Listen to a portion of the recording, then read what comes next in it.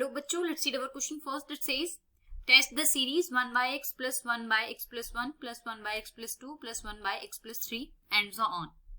So the key concept for this question is कि अगर हमारे पास में कोई टू सीरीज हैं an and bn and an is तो अगर हमारी bn क्या करती है, कन्वर्ज या फिर डाइवर्ज करती है, कन्वर्जेंट या फिर डाइवर्जेंट है, सो दिस इंप्लाइज हमारी an भी क्या करेगी, या तो कन्वर्ज करेगी या फिर डाइवर्ज करेगी, और इसको हम कंपैरिजन टेस्ट बोलते हैं. अब देखो हम अपने क्वेश्चन की तरफ आते हैं. हमारे क्वेश्चन में सीरीज है, let this series is an, this is equal to 1 by x plus 1 by x plus 1 plus 1 by x plus 2 plus 1 by x plus 3 and so on. So इस सीरीज को हम लिख सकते हैं as in the form of 1 divided by x plus n minus 1 की, जहां पर हमारा n नेचुरल नंबर्स में बिलोंग करेगा.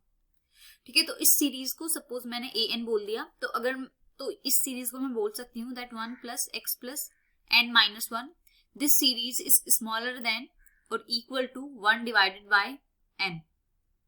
सो इसमें देखो अगर हमारा x भी पॉजिटिव होता है, अगर हमारा x पॉजिटिव है तो ये वाली सीरीज हमें देखने को मिलेगी. फॉर एग्जाम्पल अगर हमारी x की वैल्यू 1 है और n की वैल्यू भी 1 है, तो उस केस में ये हमारी सीरीज इक्वल हो जाएंगी.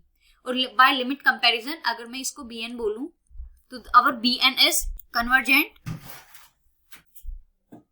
तो ये 1 by bn सीरीज बनी. और bn क्या होती है, bn series which is 1 by n, this is divergent series. और by limit comparison test we can say कि अगर हमारी bn डाइवर्जेंट है, so this implies our an is also divergent series.